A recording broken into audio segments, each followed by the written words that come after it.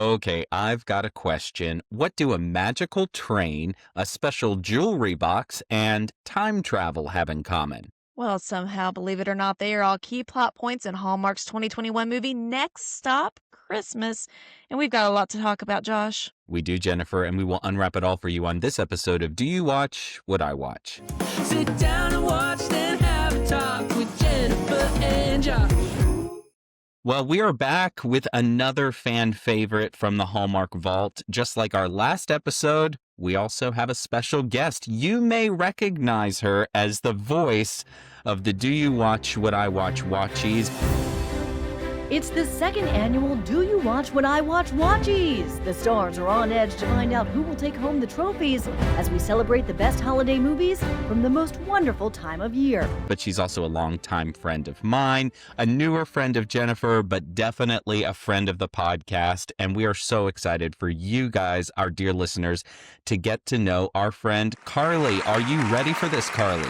I've been waiting my whole life for this. I'm very, very excited to be here. Thank you for having me.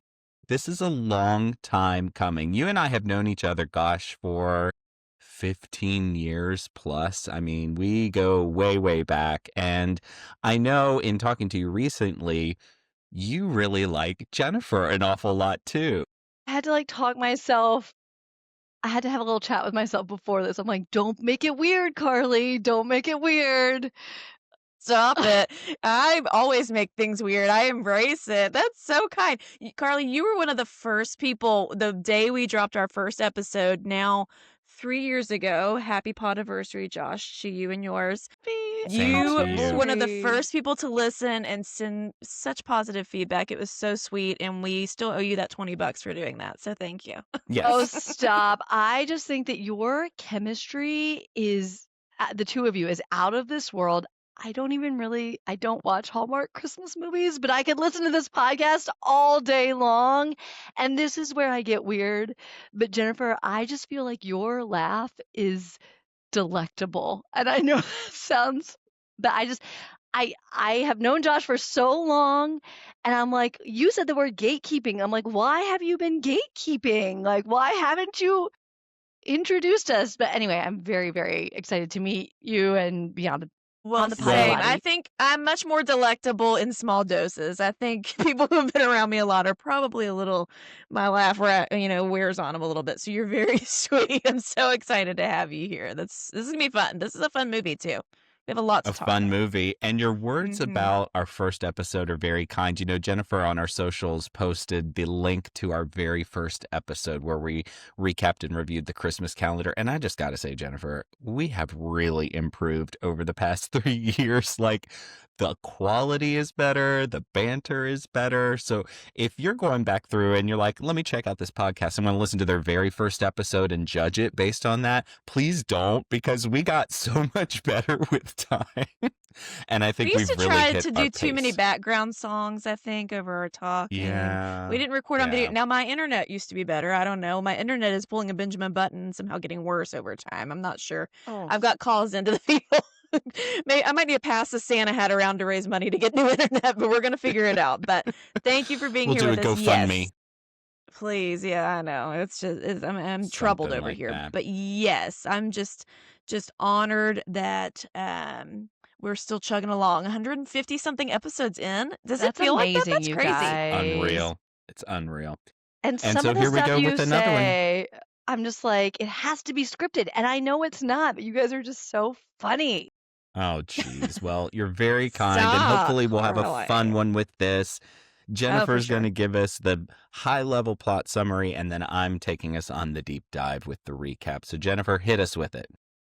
All right, so this one we got Angie is determined to spend Christmas alone, but her usual commuter ride turns into a Christmas train that drops her off in her hometown in 2011, so that's 10 years prior.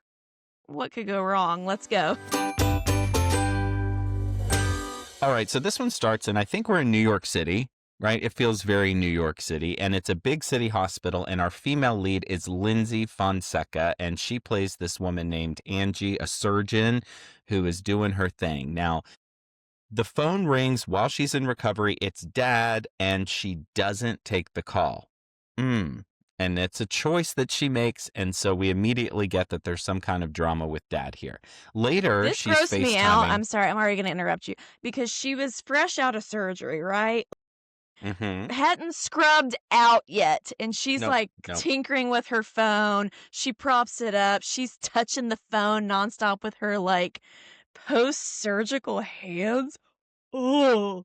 And furthermore, it was a post-COVID world when this movie came out. Lyndsy, scrub You would down, think. please. Please.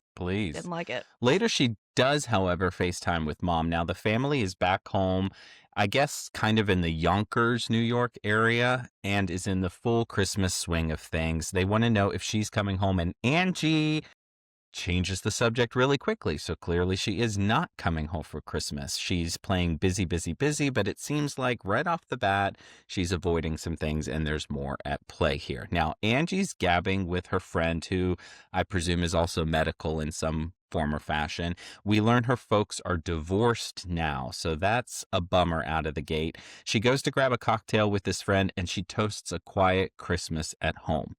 They see a sports guy on TV, a sports reporter, and turns out that guy was Angie's ex. And she gave him apparently his cool TV catchphrase and rejected his marriage proposal. So we're getting a lot of exposition in the first few minutes. What are you ladies thinking? I mean, she's very busy. I wrote down that she's just very, very, very busy. And also on that sports catchphrase, I did not like that catchphrase. What are your thoughts? No. It was What terrible. was the catchphrase? I forgot. When you love sports so much, I've got more, or something like that. Oh, my hat. Yeah, it was awful. It was so bad. And I literally had to look it up because he looks so much like, what was his name? Adrian Grenier from Entourage, and who's also been in other Hallmark movies. He was like Bobo Adrian Grenier. And I was like, is that him younger? And I knew it wasn't, but I still had to double check it. But it threw me for a loop. Also, this guy looks like he's played zero sports. It looks like I've played more sports in my life than he's ever played. And let me tell you, I do not play sports. Okay, I was in band. So For the record. I didn't really believe the sports of him being sporty spice, but here we are. Yeah, his career is kind of secondary to his position in the overall plot of it all, so stay tuned here. So Angie's friend, and this is Chandler Massey, he's the male lead here, as Ben. He just so happens to be at the bar next to them. Okay, he says hello, and we learn that he grew up together with Angie. He's chasing corporate law instead of family law, which is a bit of a surprise to Angie because family law is apparently his real passion. So obviously we're going to get that sort of unpacked shortly. So she's off to the train station to catch her train. And the ticket machine and her phone aren't working, but there just so happens to be this really, under any other circumstance, creepy, but in a Hallmark movie, he's very handy and he's grandfatherly and he's there to give her a ticket and a word of wisdom about the magic of Christmas, finding her wherever she may be. Okay, stay tuned. Here we go. So she hops the train, she falls asleep, and bam, just like that. She wakes up fast. very fast, like she's like shockingly fast. We got to move it along. So there's no drifting off to sleep. It's like she took a NyQuil. She's out. That is me with a NyQuil. And then I usually hallucinate when I take NyQuil. So this is like the rest of this movie is a big old fever dream and an ad for NyQuil nighty-night. Basically so, sure. yeah. Wait, and you didn't mention that it's the Back to the Future guy. Is that The who train it guy. is? It is. It's Christopher Yeah. Lloyd. He's from Back to the Oh. Future. And her mom. Who plays her mom? I'm trying to look it up. I'm blanking on her name. Leah Thompson. Was she in Back to the Future too? Or she had some connection to Christopher Lloyd as well, because I remember when this movie came out, it was a big deal that they were back on screen together. So Oh, well, that makes take that perfect for what it sense. is and yell at us in Well, the there you comments go. because I'm not remembering the connection. I've never seen Back to the Future. Ooh. Is that okay But when to I saw him, I was say? like, man, what happened? Why is he doing this movie? But then it kind of, once you get into the theme of the movie, it all makes It sense makes later. sense. I thought it was Yeah. very smart. Yeah. Yeah. So she wakes She up in was this very Leah decked Thompson was out also in Back train. to the Future. This just in. I'm sorry. Bingo. Breaking news. It's just Breaking news. We can now move on. We have put the period on that outstanding question. Job well done, Jennifer. Thank you. Anyway, so Angie wakes up. She's on the train, and she's right there with her sports guy ex, Tyler. Oh, she is rightfully freaked out, and she finds the mysterious ticket guy she saw a few scenes back in the snack car of the train. She also finds an old phone, like an old iPhone from several generations past, in her pocket, and she tries to call the hospital, except no one there, obviously, has heard of her. Uh-oh. They're approaching her hometown, and in a twist, her round-trip ticket has mysteriously become a one-way ticket. Like, half of it has totally disappeared here. So now it's 2011. We are 10 years in the past, and Angie hops off the train in her hometown. Her dad is there to pick her up. The house is chaotic when they get to the house, and Angie is using innocent verb tenses incorrectly because, of course, she doesn't realize that she's, from the future and knows things, and all of this is really freaked out and all of Can that. I just say, for a surgeon, like she seems very, I'm stressed, I can't figure this out. Very frantic for a surgeon. Frantic, under that's what I pressure. was searching from. Yeah. No. Yeah. It's a Hallmark movie. We've got a sort of suspense and reality, but a question for you guys. If you just sort of fell asleep on a train and woke up 10 years earlier, what would your emotional state be like? True. I mean, I'd probably go to the nearest hospital. I would request a full workup. I want a full Exactly. panel. I want a CAT scan, Psych an MRI, panel. any other acronym test that can be done. I want it all because clearly something is amiss in my world. Unreal. Mm. Angie and her sister gab about Tyler, and Angie declares, quote, "Everyone's perfect. Everyone's happy." Except, obviously we've got some work to do here. Angie's brother-in-law is using an iPad to video a tree shopping adventure, which made me laugh. Remember when we used to do that with iPads? We were like, oh, they shoot video, so now we're going to shoot video with an iPad. Hold it up. I know. Just I feel hold like that that was about a gigantic year, tablet. just like a year in time that people Yeah. were really excited about doing that. I think I went to the aquarium Exactly. once and somebody was doing that. Yeah. That was funny. She runs into Ben, who just so happens to be playing the part of jolly old St. Nick, and Ben declares that Tyler may be on Santa's naughty list. I have to agree. Later on, Ben is there to help decorate the tree at Angie's house. Okay. Family friend. Okay. But wowzers, Tyler is feeling big time jealous of it all, especially after there's a stolen glance between Angie and Ben. They put on a movie, and Angie's folks are clearly not feeling the love for one another. They're not sitting on the couch next to each other, and that's apparently a big time problem. Yeah. Angie feels kind of sad and falls asleep on Tyler's shoulder, only to fall asleep, and bam, just like that, she wakes up back on the train. Here we go again.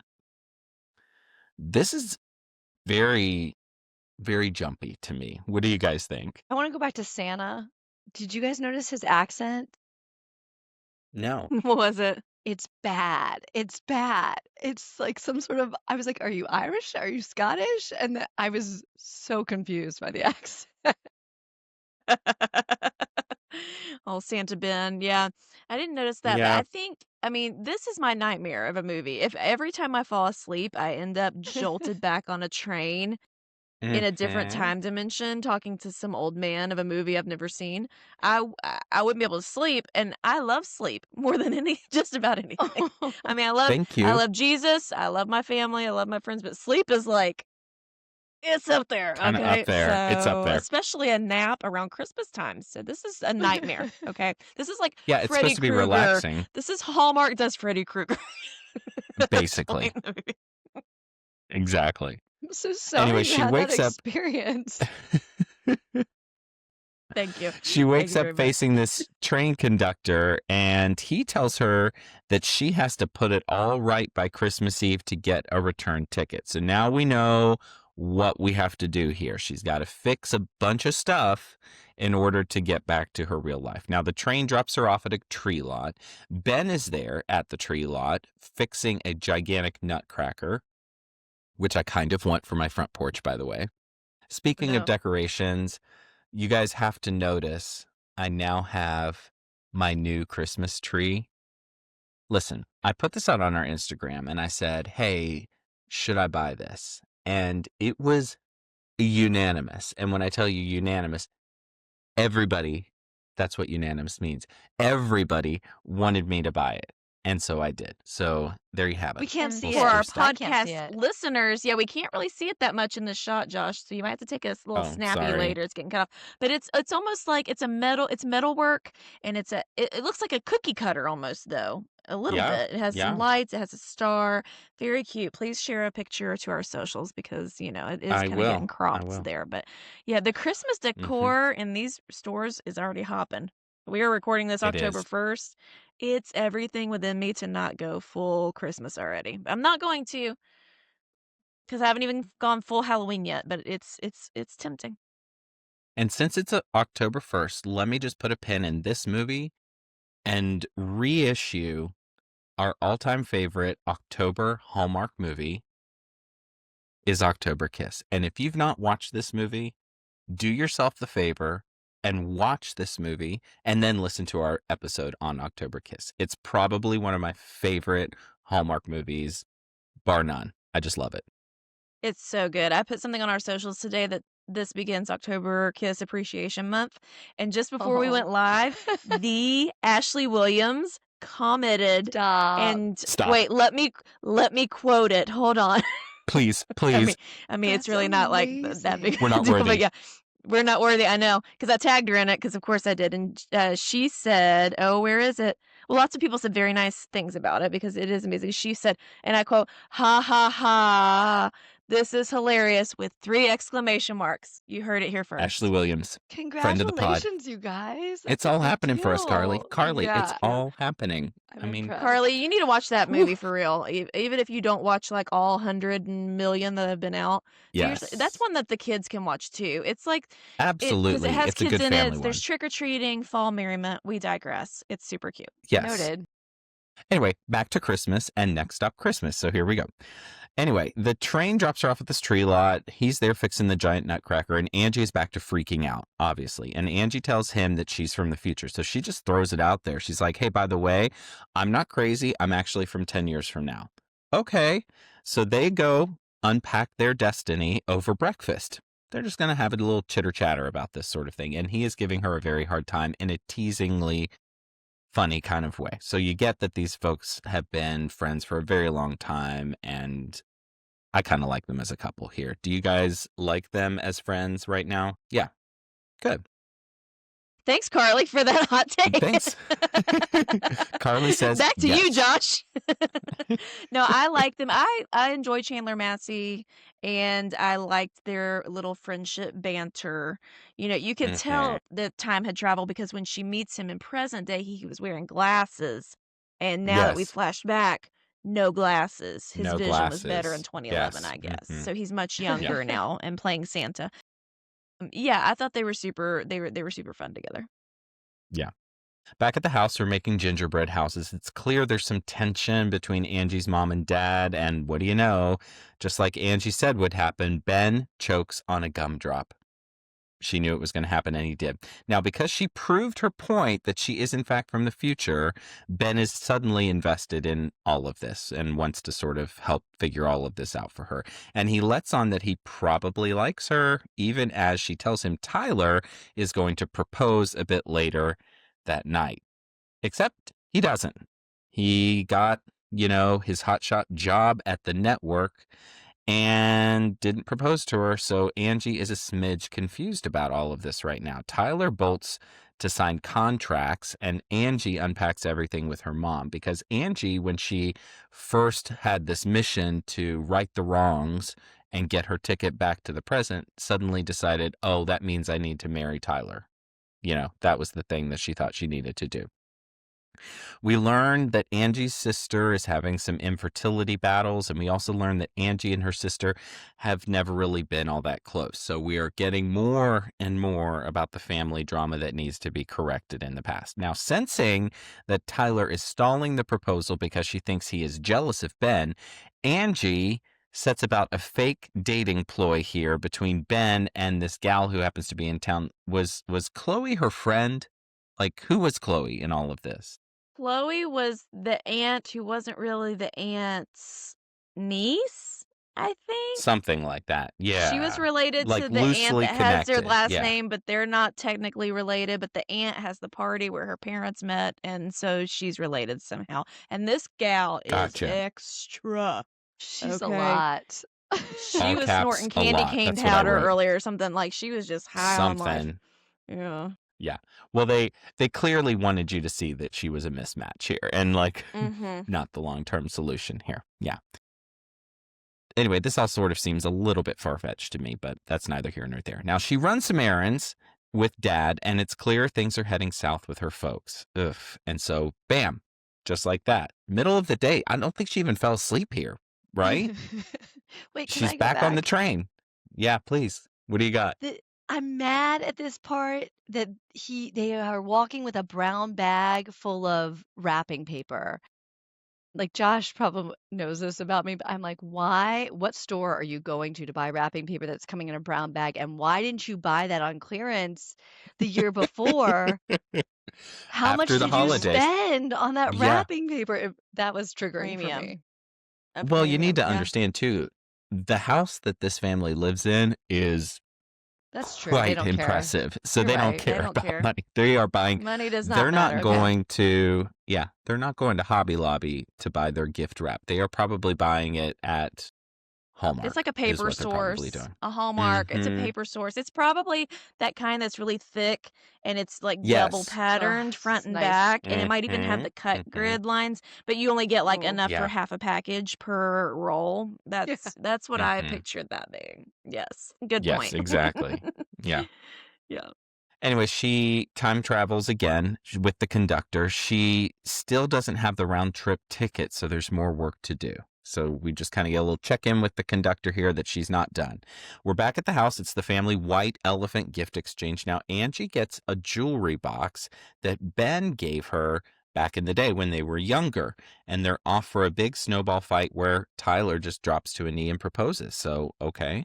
She says yes because she thinks this is what needs to happen. Ben is sad, and the ticket is not a return ticket yet. So clearly there's more work to do here than just say yes to Tyler, which is kind of a nice revelation for her that it's more than about her. Mom unpacks the way she met Dad at Aunt Mert's. That's the aunt. Her name is Mert. I guess that's short for Myrtle. Okay. Aunt Mert's big party. The dress from that encounter where Angie's parents met just happens to be in Angie's closet. So clearly that's going to play a part in the future. Here we go. Tyler, fresh off of his big promotion to News Network Sports or whatever, bought surprise tickets to Barcelona, as one does. Yeah. Let's just go. Yeah. Forget I forget guess. that we're In the here middle Yeah. of this and I'm meeting your family. family. Yes. Yeah, exactly. It's the holidays. We're just going to go to Barcelona. No one does this. No one is just on a whim going to Barcelona. It just Well, he no. was supposed to cover a big soccer game or something with his news position. They needed him stat across the Stat. globe before the holidays. Get on a plane.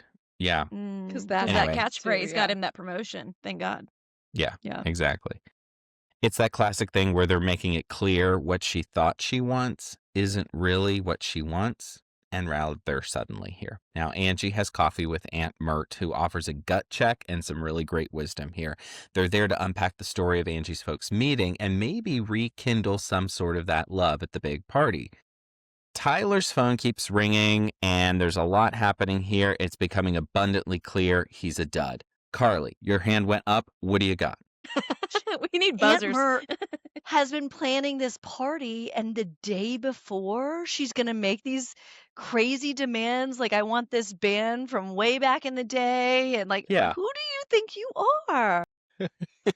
She's Aunt Mert. She makes things happen.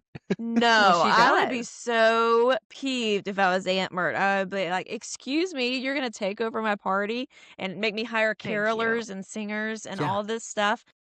Yeah, it was All the of it. morning of or the day before. Yeah, no, ma'am. Mhm. Just so your parents can fall back in love. So, The photo that Angie pulls and shows her mom is like, look how happy you were, guys. And mom was like, oh, that's the night we met. Looked like it was taken hours before filming began in present day. Hours Like before. they, I mean, how old are these girls? They're in their 20s at least, right? Or early 30s if she's through med school and she's a surgeon. These people did not look 30 years younger in this photo. I wrote It that was- down. I said the parents are Yeah. unbelievably attractive. Well, that too. That too. Maybe Yeah. they just had a lot of They work didn't even done bother to since then. Photoshop that back. Yeah, exactly. No, I know. I'd rather just not see the picture then, because I don't like when they Photoshop it. Yeah. And I'm complaining now that it looked like it was, an hour before. So maybe just don't show the picture. Like, hold up the frame. I don't need to see the picture. Well said. Angie just so happens to run into Ben downtown. She asks him if he could go back in time, if he would change anything. He says, I'd change one thing, and I think I've got a pretty good idea of what that one thing is. I kind of called it. They're getting ready You for the big party, did. and Angie's mom, I did. And Angie's mom, of course, she can't find the dress that she was going to wear to Aunt Mert's party. Well, good thing Angie has mom's old dress freshly ready to go from 35 years ago, and it just so happens to fit like a glove. I mean, really? Really? She's had 2 Really? kids. She's had, first 2 of all, the kids? dress is still in style. And Carly, I mean, I don't know about you, but if I pulled out a dress from a closet at my Yeah. parents' house or something, it would smell, well, it wouldn't fit me, but it would smell a little musty, I think. A little, I don't know, just a little something, a little dated, maybe. A little dated. Like, I didn't Little think about dusty. that, but yeah, you're right. Yeah. yeah. Mm. So she shows up to the party just as Angie's dad is remembering that night, and it's butterflies all over again. So the party's a big deal. Everybody in town is there, and she walks into the room, Angie's mom does, wearing this dress, and she looks like a vision. It's sort of that like slow motion, butterflies in the stomach, they're falling in love all over again. Angie, meantime, looks like $1 million as well in burgundy. Lyndsy Fonseca should wear more burgundy. It's really her color. Mhm. She looks great. She's so She pretty. unknowing. She is so Oh, pretty. so pretty. Yes. Yeah. Yes. Mm. She unknowingly, in this moment of watching her parents sort of fall in love again, grabs Ben's arm. Just as Tyler's phone rings, of course. News calling, and he steps outside all over again. He misses the toast that Aunt Mert has offered, and Angie's annoyed. He doesn't like the sentimentality of all this family stuff. So again, it's clear he's not the one for her. Now, Ben lets on that he and Chloe, once fake dating, fake broke up. So he sort of yada yada that whole scenario so we can move on. Romance is rekindling between Angie's folks. It's very sweet. Meantime, Angie and her sister have a bonding moment. That's also very sweet. Angie's going to bed. She spots that jewelry box that Ben mentioned a bit earlier, the between me and Frosty comment that he had made, and it rings the bell in her brain. Suddenly, she realizes what's happening here. Now, Angie flashes to the conductor again, stressful flash forward, and it's clear this is the missing piece she must grapple with before her ticket returns to normal. Tyler's there, ready to go to Barcelona the next morning. He's like, hey, time to go. And she lets him down pretty abruptly, but rather sweetly. And he is surprisingly chill about it. He's just like, okay, cool. Yes.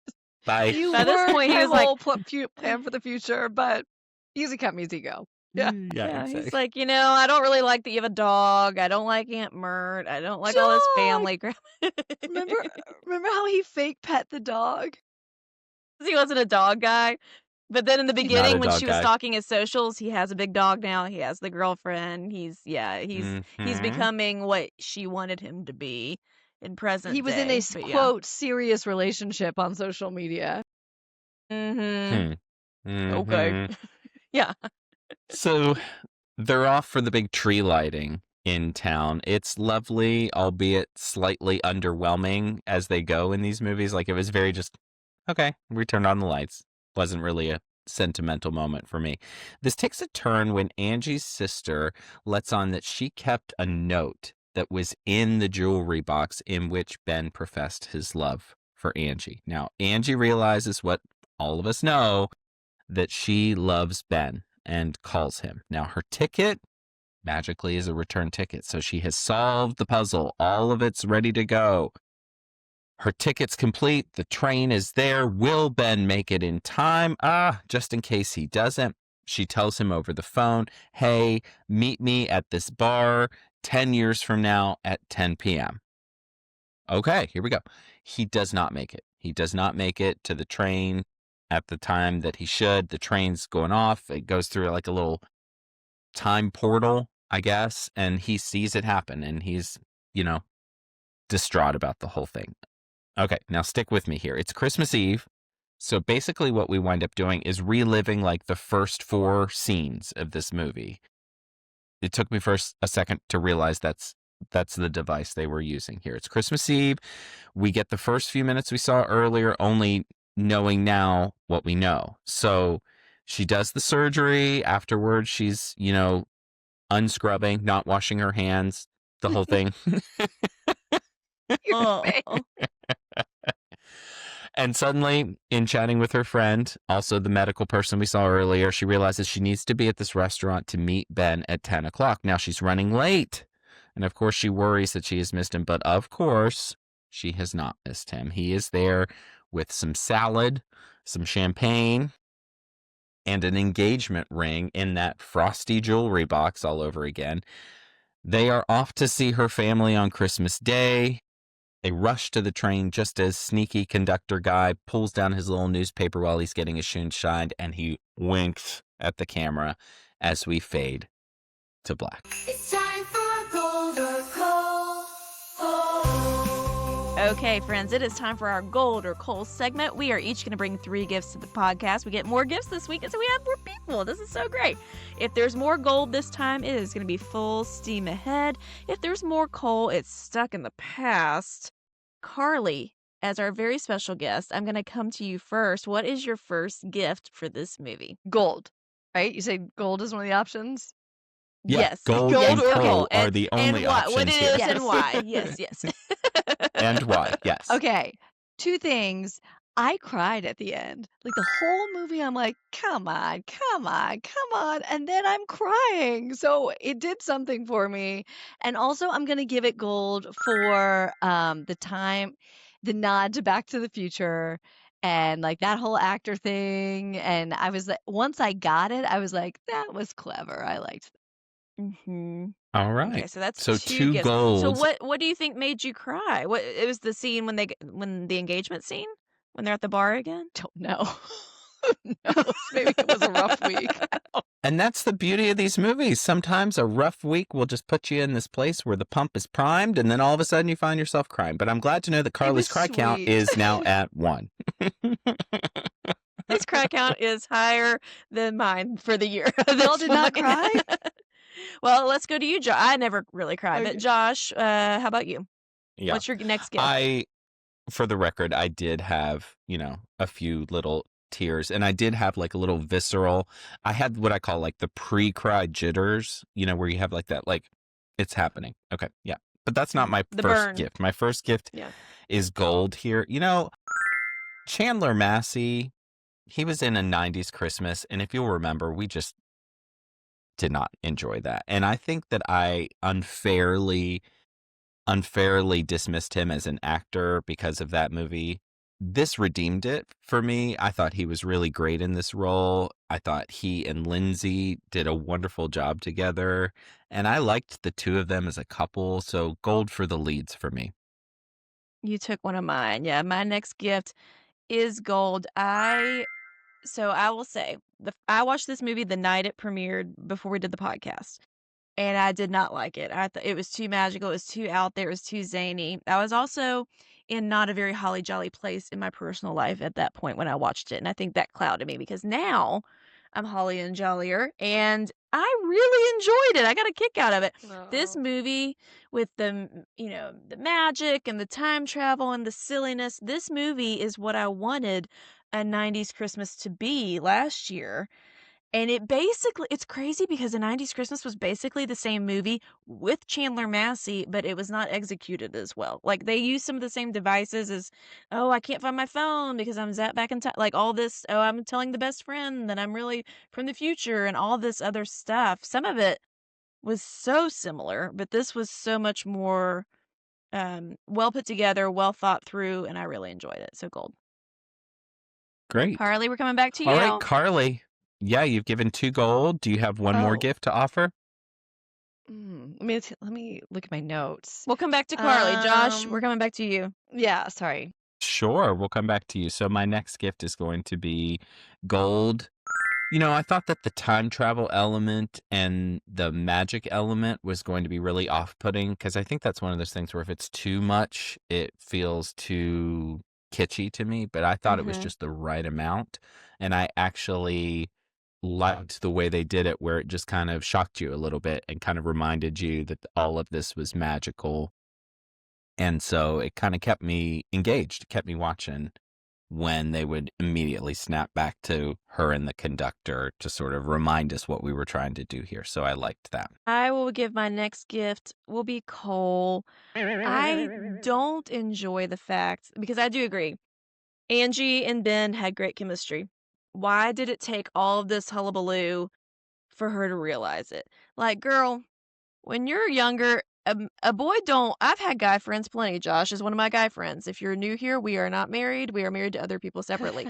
But because some people ask if they only listen, but To which I say, what kind of relationship would we be having if it's just us on Zoom? I know, right? I know. Well, if they're just a podcast listener, I don't know. Anyways, but Yeah, no, Josh right. would no, correct me if I'm wrong. You would never make me a jewelry box and give it to me for Christmas. And so the fact that she just never caught on that Ben liked her back in the day, and seemingly she had not thought of him until she saw him wearing glasses in the bar in present day. Like, it was interesting to me that, and I think I didn't like that it's not that he'd really been somebody she thought of in recent years, and they were not in touch anymore. He'd been in town working at this big shot law firm for a year and hadn't even reached out to her. So that was hard for me. That was tough. There you go. Carly, did you come up with another one? Sure, I'll give gold, and this is like so serious, I guess, but I appreciated that they brought up, fertility issues and then marriage drama. I liked that they brought that in, some relatable issues there. Great. I did too. And I thought that was handled pretty well. my last gift sort of piggybacks on that too. I just thought that, the plot that they had for these B characters actually added something to the overall thing that the main character was trying to figure out. It was clear she had to do more than just approach her relationship. She had to sort of navigate the thing with her sister and all of that, and sort of help her parents along the way and all of that. So I liked that. And I thought that these actors that they cast in these B characters, I thought they were all great. Like, I wanted more Aunt Mert. I thought she was really a standout for me. And then I liked Angie's mom, who is also in that show, The Chicken Sisters, on Hallmark Plus right now. So, yeah, she's great. So good. Yeah. The only B character I didn't like, and this isn't a gold or coal, this is just a sidebar. I didn't like the brother-in-law. Every time he spoke, I felt like he was straight up reading cue cards. Like, he didn't, maybe he was, didn't maybe do that's it why for he you. had the tablet in front of his face. He was reading his lines. So we could see what his on line the is. giant Yeah, tablets. Yeah. that makes anyways. sense. My last gift, I'm going to give some gold. And I liked this idea of if you traveled back in 10 years and you could change something, what would you change? Or, like, that was her last, like, really fond Christmas memory, presumably was 10 years ago. So then it's like, okay, what was the last perfect Christmas, if it's not this year, that you've had? I liked that. I thought it did make me think. It made me emotional a little bit, not to the point of crying, but I enjoyed that. So Yeah. there you go. Well, there you have it. The total that we had here was 8 pieces of gold, just 1 piece of coal, 1 piece of coal, singular piece of coal. So we liked it overall. We're going to say it is full steam ahead, which feels right, I think.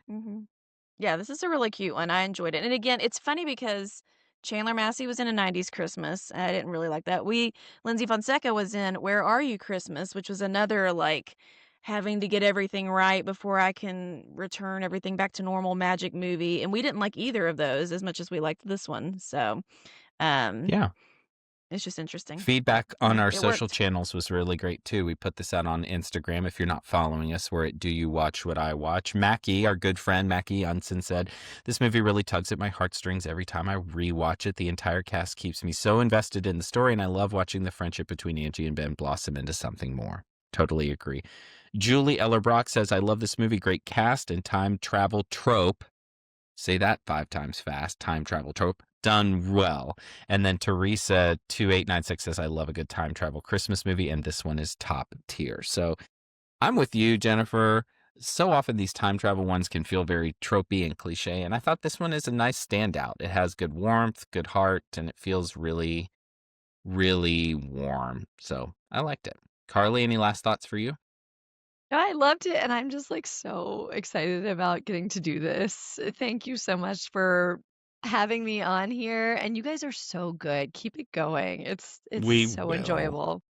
We will. And I hope that you'll Carly, come back stop and it. visit with us from Oh my time to gosh. time, Carly, Life right? goals. And if you're not Frequent watching on YouTube, contributor. Carly, our guests this I was gonna say summer, but summer into fall are just really Mhm. bringing the backgrounds. They're bringing their wardrobe. Last week, Leslie Ann had a nice brooch, and Carly has some nice regalia on her hair, some little festive gear, and a stone background, just looking like a queen. I They're know. taking These this very jammies are seriously. footed. Bringing their A Oh, game to Christmas the fitted pod. pajamas. Love that.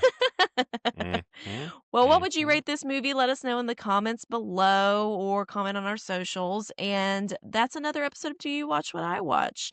If you like the content you're seeing, whenever you see it, tell a friend. We're trying to drum up some new subscribers and followers and friends as we embark into our busy season. Josh, new countdown to Christmas movies on Hallmark premiere in like a little over 2 weeks. I'm not ready. Which is bonkers. We got to think about the Hmm. draft. We're going to be coming out with all kinds of social content. It's about to be our Super Bowl, if you will. So stay tuned for that. Special thanks to Nick Schwartz for our amazing theme song, of course, and to all of you for taking the time to listen or watch us on our YouTube channel. That's right. Next time, we're going to be chatting about another Hallmark fan favorite, Small Town Christmas. Here's the plot summary. Ooh, it is long. All right, buckle up. Let's see. We got Nell's last stop on a nationwide book tour takes her to the town of Springdale, comma, the hometown of Emmett Turner, comma, a young man she met over 5 years ago while both were junior copy editors who had a New York publishing company. That's not all. Nell was hurt when Emmett stood her up for a dinner date and then disappeared from New York without any explanation. Back then, it's still going. Emmett's colorful and nostalgic anecdotes about Springdale inspired her to write the book that is shaping her life and especially her holiday season. It's like the whole movie right there You in a what I just nutshell. read. What was that? Oh my gosh. Well, one thing is for sure. Two things are for sure. One, we're writing a shorter synopsis next time for that episode, and because I'm not reading that again. Yeah. And two, we will have much to discuss. But until then, May your days be merry and bright. We'll see you next time.